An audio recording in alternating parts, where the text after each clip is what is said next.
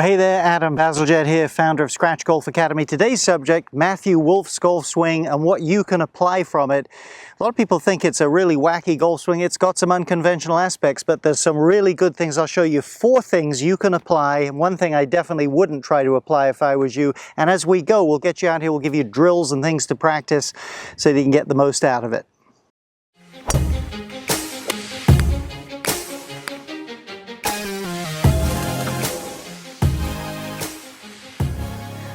Well, briefly, if you're new to the channel, maybe you've watched these videos before, we'd love it if you'd hit the subscribe button and also hit the thumbs up button. Then you'll be notified every time a new videos come your way. We want to keep bringing you free content. Helps us build momentum. Thanks. So there he is. Now, the guy's having great success. So obviously he's able to deliver the club well. There's a big difference between bad and unconventional. He would be, to my way of thinking, unconventional. I watch this little routine here, this little jump of the legs and all that stuff. That is one of those little things that, to me, makes his swing look more idiosyncratic than it does. Let's have a look from here then. So, I mean, there's no question that club's pretty far outside, but really, if you look at, say, Brooks Koepka, let's look at Brooks Koepka hitting a drive. Everyone loves his swing. It's a little bit more conventional, but it's not so different. And the beauty of that sort of start to the golf swing there is that when you get the club out here, it tends to loop this way. Certainly for a player of that caliber, it tends to do that. And that is a powerful move, and it's something we can learn from. So there he is. I mean, again, clearly that's not that conventional. Big, wide sort of a look as he gets started back with very little fold of the right wrist and arm. But he's so dynamic that once he starts to change direction, everything being the right wrist and arm just kind of get caught up and really load the shaft there. And of course, it goes from steep to dropping way in there like that. And as he gets ready to deliver the club, I mean, that is a fantastic look there. Super powerful right down the line. So the area you really have to do it well in around impact, he does super, super well. Now, we're going to go in and outside. Let's jump out and let's jump outside for a moment. Let's look at this loop, what you can learn from it, what you can take away. Then we'll get back inside and look at his golf swing again. Now, when you look at Matthew's swing there, he really gets the arms away from him way out here, and then it makes a huge loop. I think that produces a lot of power, all that loop. But for me, for my way of thinking, that's pretty hard for most people to time. So here's sort of a tamed down version of it that I think is a great drill. Tee up a couple of balls. I've got a 7-iron here. Pre-hinge the club, then just pivot back and let it drop in. Nice and easy. Let me try one. Just like so. Hopefully that'll get over the lake. I think it will. Here's a couple of pitfalls though with the drill. First off, don't lift your arms, just hinge the club. Secondly, full pause.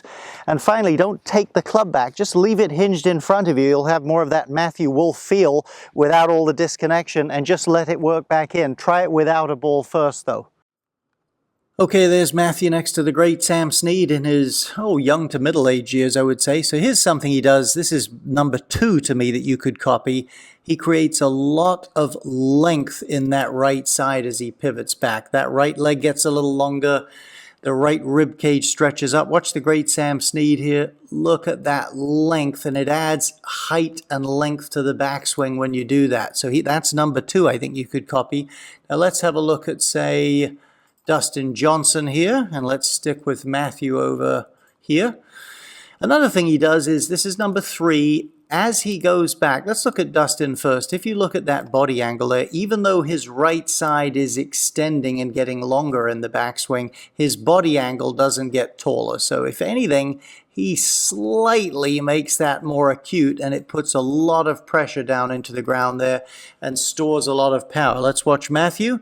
You can see his face versus the top of the clubhouse, and he kind of squeezes down in there and really creates a good angle there. So the best of both worlds. The right side lengthens, but the spine stays over the ball really well. Those are things, if you can copy them, you'll add power to your swing.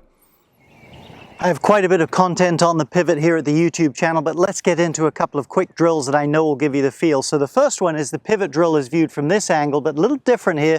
We're going to put our upper arms near our body and our palms just to the sides of the shoulders. So bend forward as you would for a golf shot, and as you pivot back, you should feel this trail palm, this right palm, lift off the ground quite a bit. Now, if you start to completely straighten the leg or topple your weight there, don't do it so much. Keep a little more resistance in the leg, maybe a little more of a sense of turning then. But you definitely should feel an elongation of that trail side. It stores a lot of power. As we said with Matthew, though, he does a fantastic job. As this trail side gets taller, he maintains his bend towards the ball. So take a pivot either this way or this way if you like, and as you feel that stretching here, feel like you're almost bending towards the golf ball just a little bit. It pushes this hip back. It creates a lot of torque in here. Great stuff when you can keep those body angles and create all that length of the right side.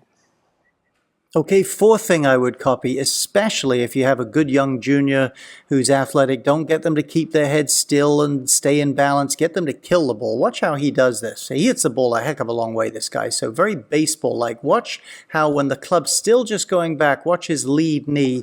Watch it step forward as the club's going back. And once he stamps into the ground, he can really turn and push off it. Very much, again, like the baseball player. Step in and then pow, and you can create a lot of power doing that. Let me show you a little drill for that. Now next I'm going to show you the one thing in his swing that I wouldn't recommend copying, and we'll talk about that. But let's get into this baseball thing. Bear in mind I've never played baseball, but I think I know enough to say this. We'll do it without the ball first. So what we're going to do, I'm going to put my foot maybe not all the way over to my other foot, but about half the way there. I'm going to take the club to about, I don't know, hands about here with the wrist cock. And here's what I want to practice. I want to practice as I step forward, I slightly hike the hands back. This kind of way, much like you see in baseball. And then I can go through like that. Play around with this without the ball first. You've got to relax your mind and not think too much. It's not that difficult. You can really create that two-way look that he gets, that you see great players get, and it really produces energy. So let me take a normal setup. Ball's on a tee. Here's my move over. That's my feel. And really get through that thing. Takes a little while. I could have done that better, actually. I could tell I was a little chasing the ball there, but it takes a while to really trust the two-way movement there. Again, try it without a ball. It is great, though. You can really pick up this feel. So here's the thing about Matthew's technique I really wouldn't copy for the average person. Now, he should stick with it. He's having great success. He should stick with his coach, George Gankus, and just keep pounding it out there. But this is difficult for most people to do. By the way, just quick note, good friend of mine, Marty Nowicki, sort of father of the teaching aid Impact Snap, really good. He got to spend some time out there with George Gankus. Said, number one, he was a great guy. But number two, that some of the juniors he was teaching could just hit the ball so far you couldn't even believe it. So they're obviously onto something out there. But the thing that I wouldn't copy for the average mere mortal is that left-hand grip. That is a very weak grip, meaning the hand is rotated this way. You just have to have a great deal of dexterity and coordination. Watch how he really, he's really got to bow that wrist and turn it down to make that thing work.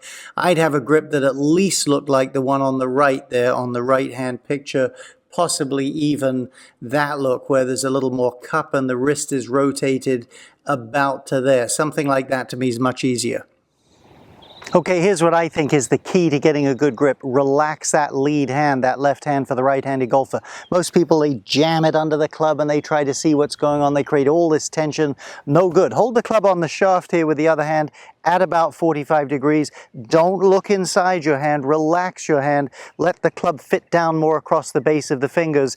I'm telling you, if you let that pad wrap on top of the club, not only will you have more leverage, but your hand will naturally wrap over. So much easier to square that club for the average golfer if you do that. Hope this video is helpful to you.